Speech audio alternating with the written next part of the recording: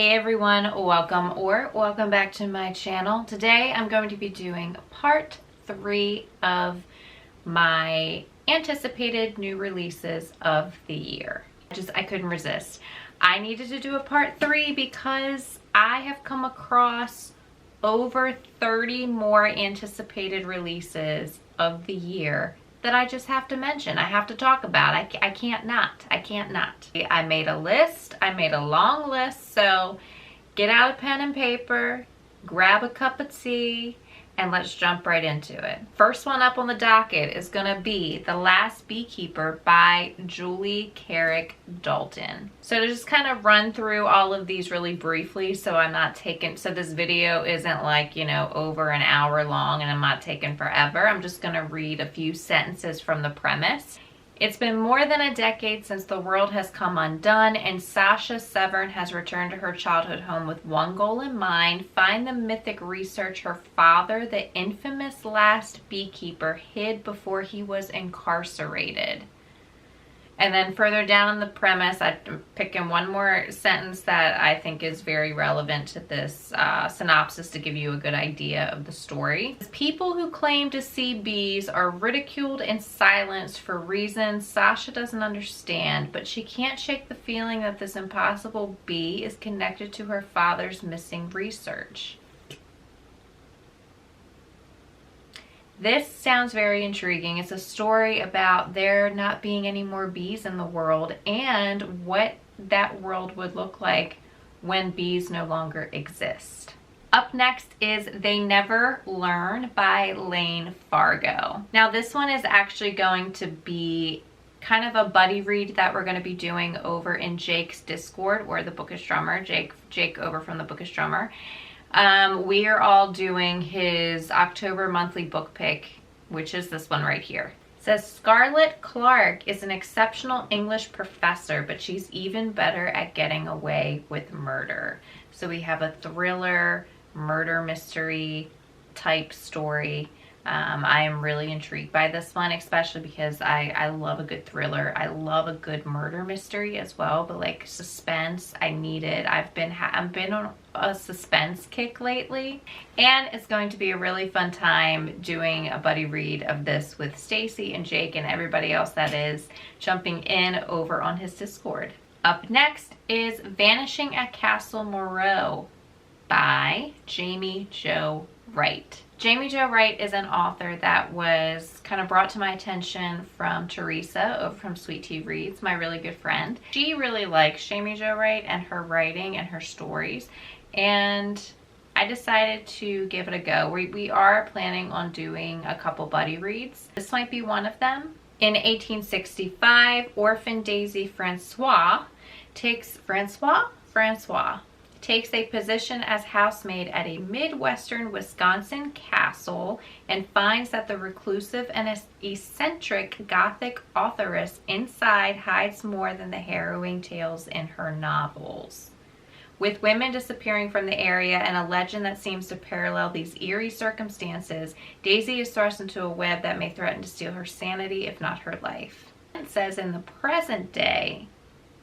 So without going over the whole synopsis, so we're going back in the past to 1865 to present day, past and present, possibly interconnected lives. Yeah, I'm down for it. It's a century-old mystery of disappearance. Yeah, color me intrigued. Next is The Study of Poisons by Maria Snyder. This is actually a companion novel to The Poison Study. I have not read The Poison Study yet, but this is kind of like a reminder to me that when I do get to The Poison Study, there's a companion novel from the perspective, the point of view of one of our main characters, the guy main character, probably the love interest, Valak's side of the story. And this is the Chronicles of Ixia. That is the name of this world, the name of the series. As chief of security of Ixia, Valak has spent the last 15 years keeping Commander Ambrose and his citizens safe. With this complex network of spies, informers, and soldiers, it's his job to hunt down and capture criminals, including intriguing Yelena. ... So enemies to lovers, it sounds like, and I'm all for that. I am actually really excited to start the poison study and that, like, the whole series of the Chronicles of Ixia. I am really excited about this one. Up next is The Ferryman by Justin Cronin. This one was put on my radar by Josh from Red Fury Books. I'll link his channel down below. Josh wrote a review on this, and I was like, I'm even more intrigued by this. You've gotten me even more excited to read this story. Yeah, I'm kind of ready to jump in at any point with this one. It says it is a novel about a group of survivors on a hidden island utopia where the truth isn't what it seems. Founded by a mysterious genius, the archipelago of Prospera lies hidden from the horrors of a deteriorating outside world. In this island paradise, Prospera's lucky citizens enjoy long, fulfilling lives until the monitors embedded in their forearms, meant to measure their physical health and psychological well-being, fall below 10%. Then they retire themselves, embarking on a ferry ride to the island known as the Nursery, where their failing bodies are renewed, their memories are wiped clean, and they are ready to restart life afresh. So this is like sci-fi, dystopian genre. Yeah, it's kind of giving me Scythe vibes, but different. Scythe with a twist. There's, you know, I'm very intrigued. Next is The Will of the Many by James Islington. This sounds like, from the little snippet that I'm reading at the top, it sounds like it's a dark academia. The Catalan Republic, the hierarchy, may rule the world now, but they do not know everything. The truth is that I have been sent to the academy to find answers, to solve a murder, to search for an ancient weapon, to uncover secrets that may tear the Republic apart. That's all I need to know. That's all I need to know. The Blighted Stars by Megan O'Keefe. Okay, so this one was brought on my radar by Trinity over from Portable Magic. She loved this one, and she's the only reason I put this on my anticipated release list, because listening to her talk about it, and when I'm in the mood for a sci-fi, I feel like this would be it. This would be the one I would grab.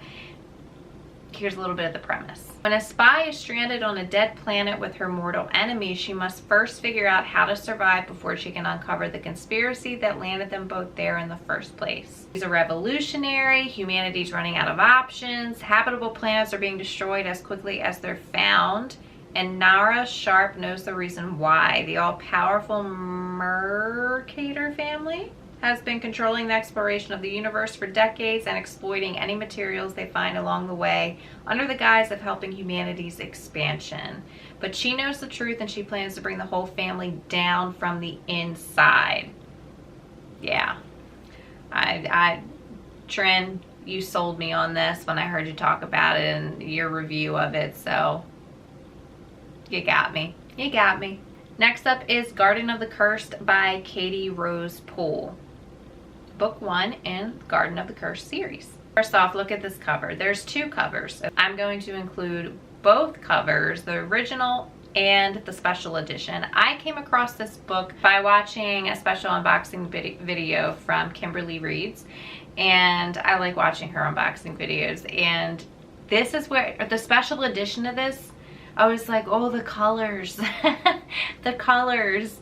And then I saw the original, and they couldn't be more different. Like, what is happening on the front of these two couldn't be more different. So you choose which one you like the most. I'm just pointing it out how different they are. This is a YA fantasy mystery duology, apparently. Since fleeing the gilded halls of Evergarden for the muck-filled canals of the marshes, Marlo Briggs has made a name for herself as the best curse breaker in Karaza City. But no matter how many cases she solves, she is still haunted by the mystery of her mother's disappearance. The investigation draws Marlo into a web of deadly secrets and powerful enemy. A shocking truth emerges. There's magic, there's a curse. there is a deadly society that holds clues to her mother's disappearance. This sounds really good. Yeah. I'm excited. The Lost Bookshop by Evie Woods and Evie, however you pronounce that last name.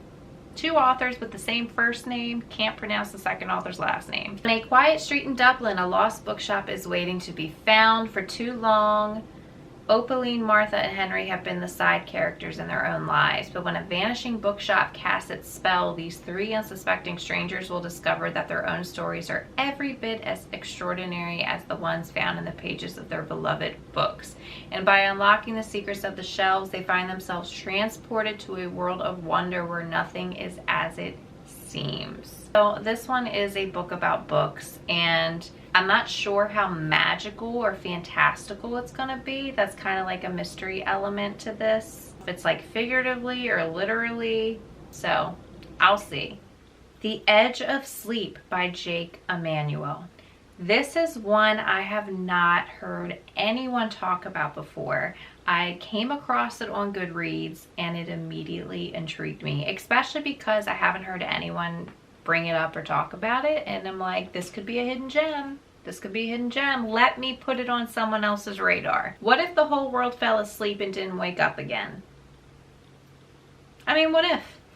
Dave Torres, a night watchman in a placid or placid?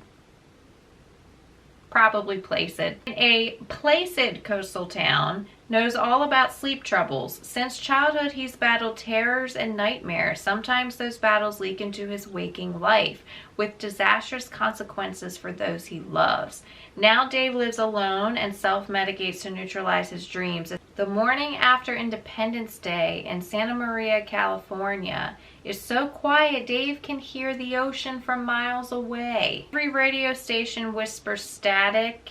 Storefronts remain locked up tight. All over town there are bodies lying right where their owners left them, dead right where they slept. Struggling to unravel the mystery before sleep overtakes them all. What is this about? What? Sleep and dying and a mystery surrounding sleep? Like a mystery surrounding sleep and I guess dying in your sleep? I don't know. But this, I'm intrigued. The Shadow Sister by Lily Mead. Sutton going missing is the worst thing to happen to Casey, to their family. She's trying to help find her sister, but Casey is furious. And she can't tell anyone about their argument before Sutton disappeared. People don't look for missing black girls or half black girls without believing there is an angel to be saved. When Sutton reappears, Casey knows she should be relieved, except Sutton isn't the same. She remembers nothing about while she was gone or anything from her old life. ... So this is a YA mystery. Look at this cover. Gorgeous cover. Gorgeous, gorgeous, gorgeous, gorgeous. How Can I Help You by Laura Sims. A razor-sharp suspense about two local librarians whose lives become dangerously intertwined. No one knows Margot's real name. Her colleagues and patrons at a small-town public library only know her middle-aged normalcy and charm. They have no reason to suspect that she is, in fact, a former nurse with a trail of countless premature deaths in her wake.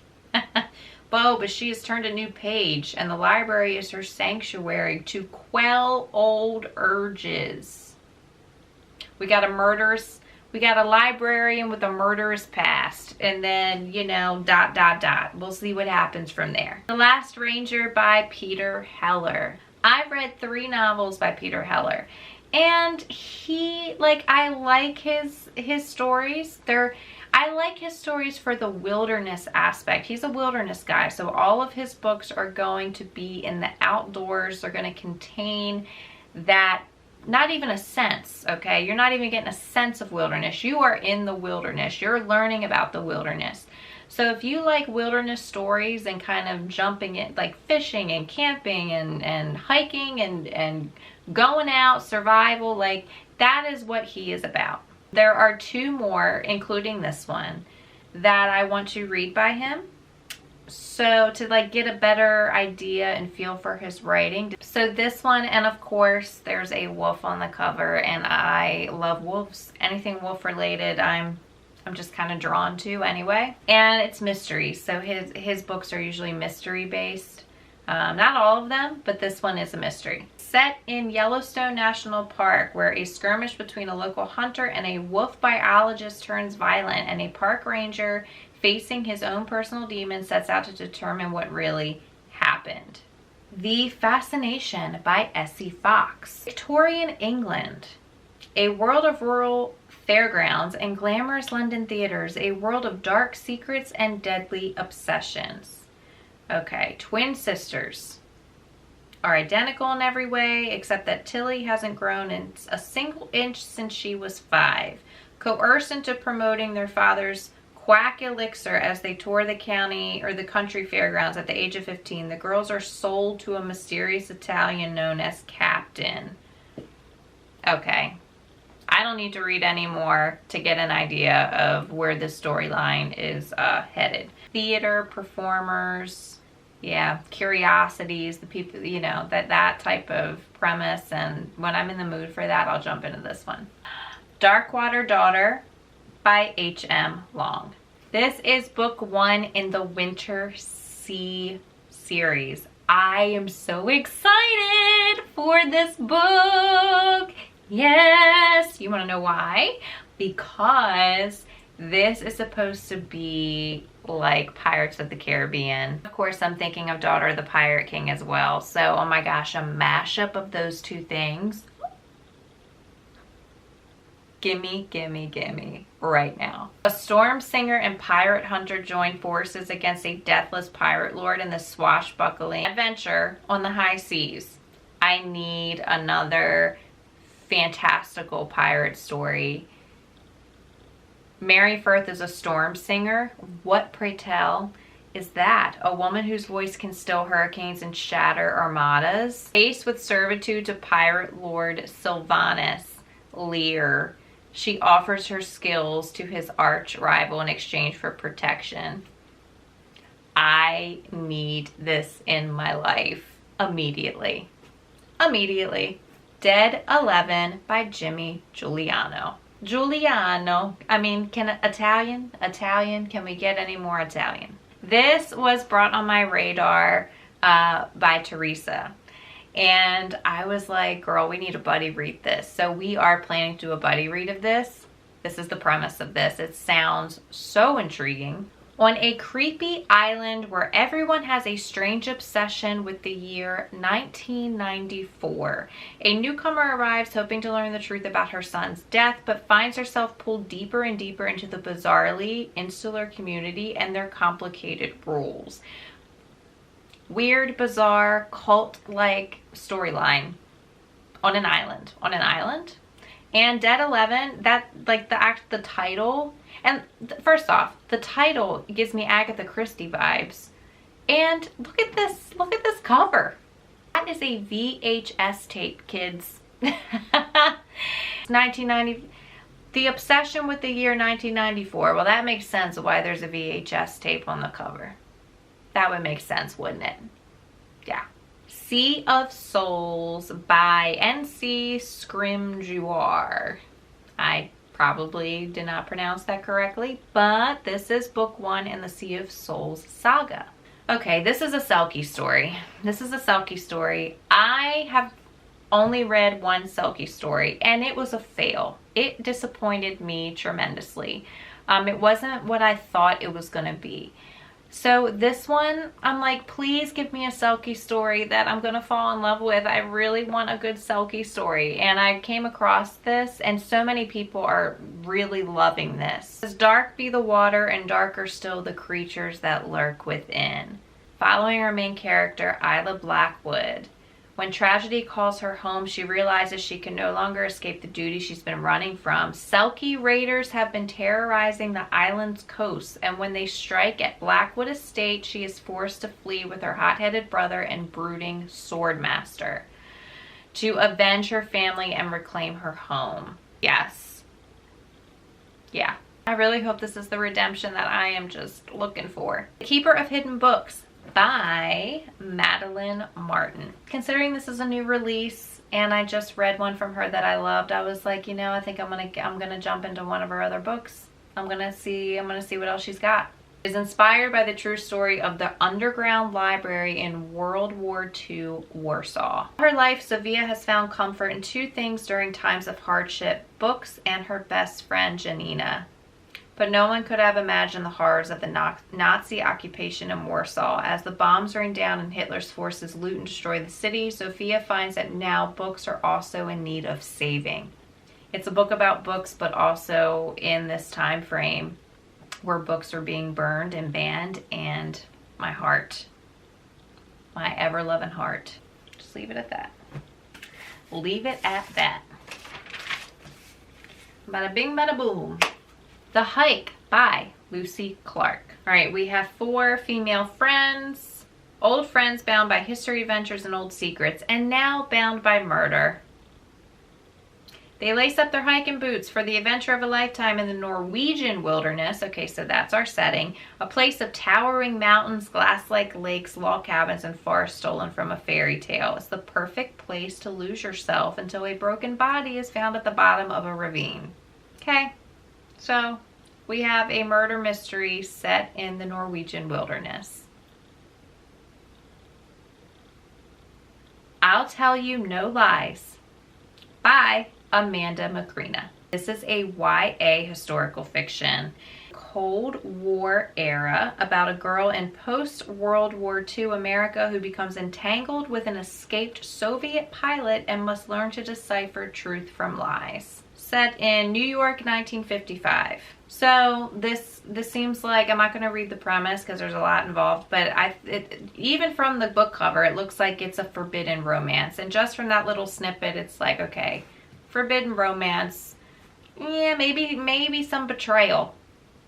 I'm intrigued by this. What's going to happen?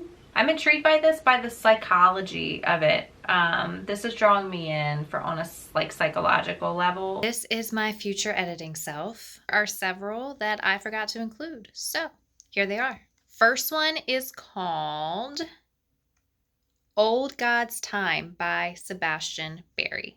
Recently retired policeman is settling into a quiet of his new home, a lean-to annexed to a Victorian castle overlooking the Irish Sea. For months, he has barely seen a soul, catching only glimpses of his eccentric landlord and a nervous young mother who has moved in next door.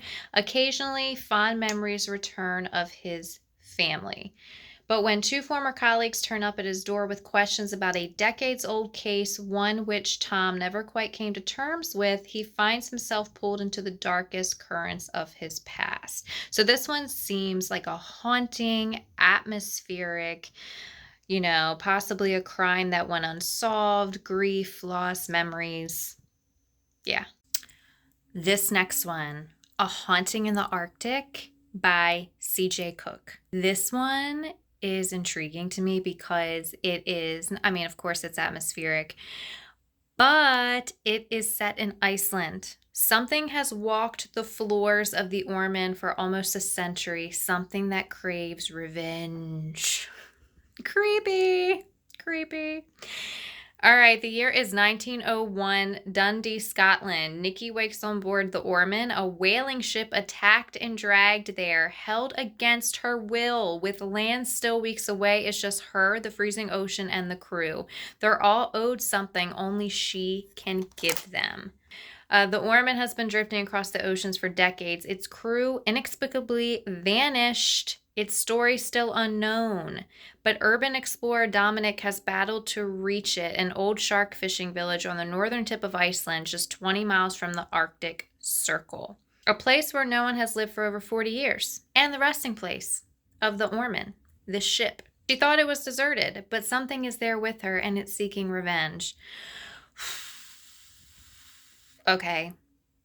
Very, very haunting. Haunting, like vibes, atmosphere, haunting atmosphere. Iceland, whaling ship, mysterious disappearances of people.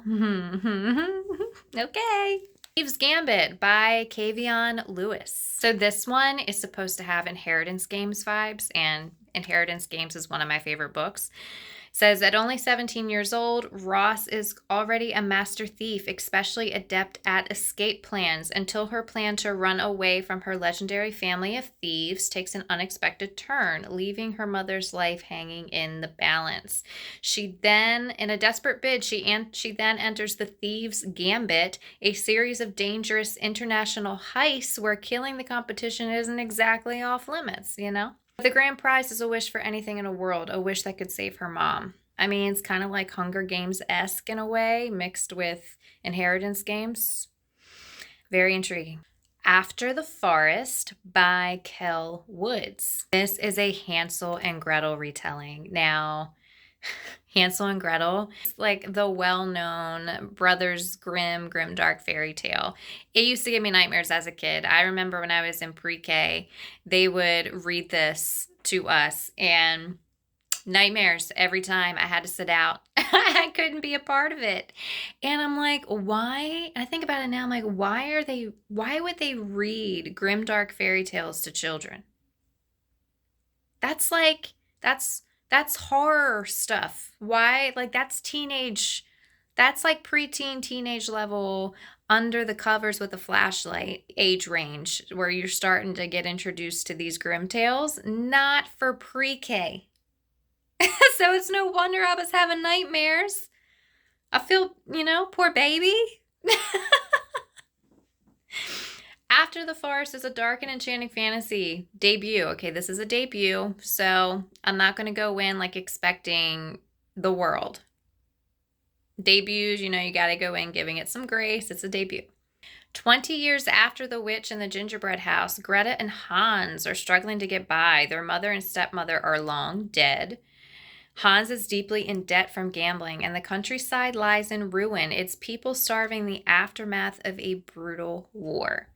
Greta has a secret, which is grimoire, secreted away and whispering in Greta's ear for the past 2 decades, the recipe inside that makes the best gingerbread you've ever tasted. As long as she can bake it, Greta can keep her small family afloat. But in a village full of superstition, Greta and her mysteriously addictive gingerbread, not to mention the rumors about her childhood misadventures, is a source of gossip and suspicion. And now dark magic is returning to the woods. This magic that she's trying to understand may be the only thing that can save her, if it doesn't kill her first. I'm going to have to try it. Adult Hansel and Gretel retelling. And this cover, I'm just in the mood. This is a whole mood. I'm in it. Next is The Befallen by Cambria Williams. Look at this cover. I've said it before. I'm a moonflower. I'm all about nighttime.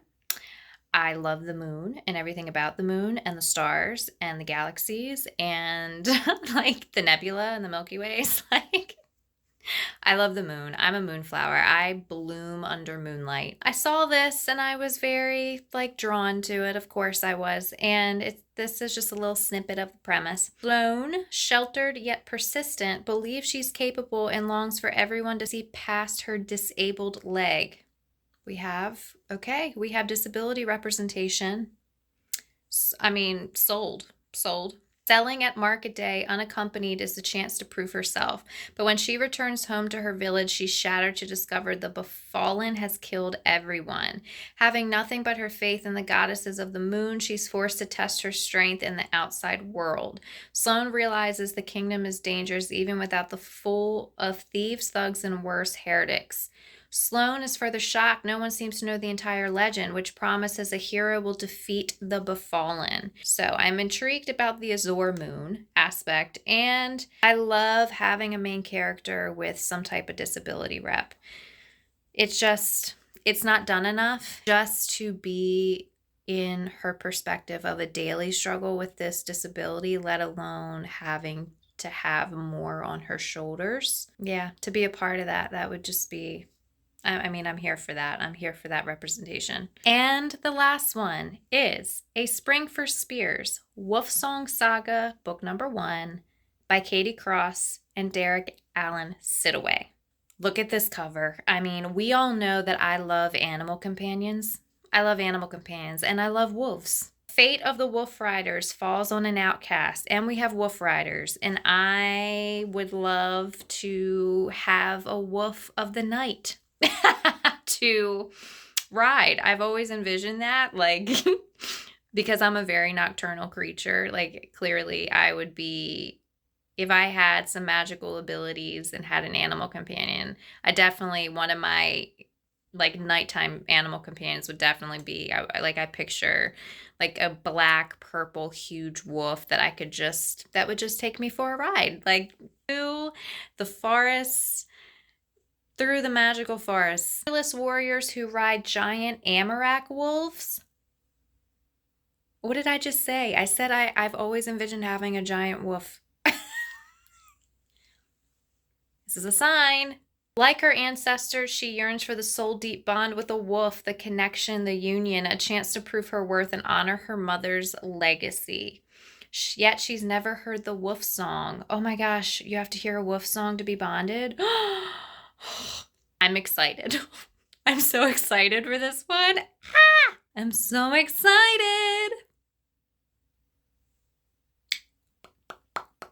Next up is The Library of Shadows by Rachel Moore. Immediately when I saw this cover, I knew it was going to be paranormal, which is not my cup of tea. But you want to know why I want to jump into this? First off, atmospheric, library, books. When I was a kid, I loved the movie Casper the Friendly Ghost. Casper is nostalgic for me. And I saw this cover and I was like, it's Casper. Radcliffe Prep, the third most haunted school in the country, where a student disappearance isn't uncommon and no one dares stay in the library after dark.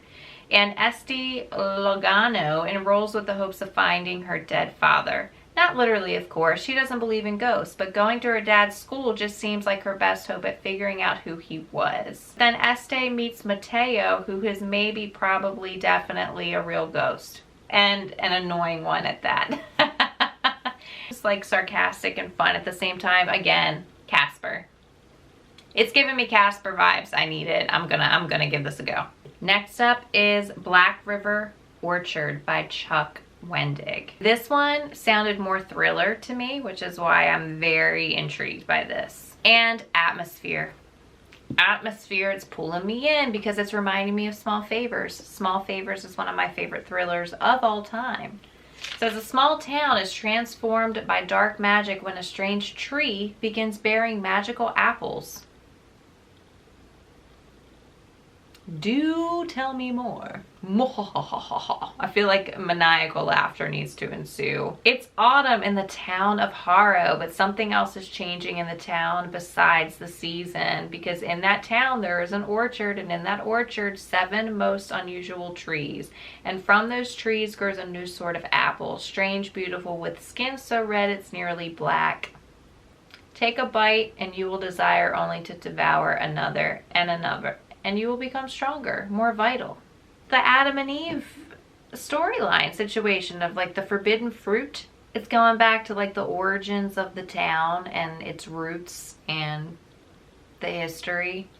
I can't wait to see what this leads to and what this is about. Talon Sister by Jen Williams. This is a fantasy. It says uncover a magical past that refuses to be forgotten in a world of mythical creatures. Woman has no memory of her life before she was a soldier. The process of turning her into a herald, which is a magical killing machine, was traumatic enough that it wiped her mind clean. Now we have the memory loss trope, or the amnesia trope. That alone is intriguing me. Starling House by Alex E. Harrow. This is gothic. It's giving me gothic feels, gothic vibes, and yes. Small town, gothic, thriller. Need I say more? With this cover, I have a thing for ravens, like these are crows. Coloring reminds me, the coloring is like raven coloring, the purple and black. I love it, I love that. Eden, Kentucky is just another dying bad luck town known only for the legend of E. Starling, the reclusive 19th century author and illustrator who wrote The Underland and disappeared. Before she vanished, Starling House appeared. But everyone agrees that it's best to let the uncanny house and its last lonely heir, Arthur Starling, go to rot. Pulling me in, pulling me in. Murder by the Seashore by Samara Yu. Look at this cover. I mean, the cover itself is like a cozy mystery. If a murder mystery could be considered cozy, I would think of this one right here. Atmosphere by the Seashore. Where are we at? We're in a bookshop in Southern California. Charlotte Gardner's dream was to open a bookshop in SoCal, but it soon becomes a nightmare when she finds the dead body of a customer and becomes the prime suspect. There you go. This is like Agatha Christie-esque in a way, and that is why I'm like, okay, by the Seashore, I'm gonna try it. Next up, again, we have another Jamie Jo Wright book, which is The Lost Boys of Barlow Theater. We're talking about, at this theater, there's old stories of mysterious disappearances, ghoulish happenings are revived, to like maybe some dark, sinister things in the theater's history. Theater, like a historic, cursed theater, you know, mysteries surrounding that. That sounds like a good one. An Inheritance of Magic by Benedict Jacka. The super rich control everything, including magic, in this thrilling and brilliant contemporary fantasy. Contemporary fantasy is not usually my jam. However, this one's pulling me in. I'm gonna give it a shot.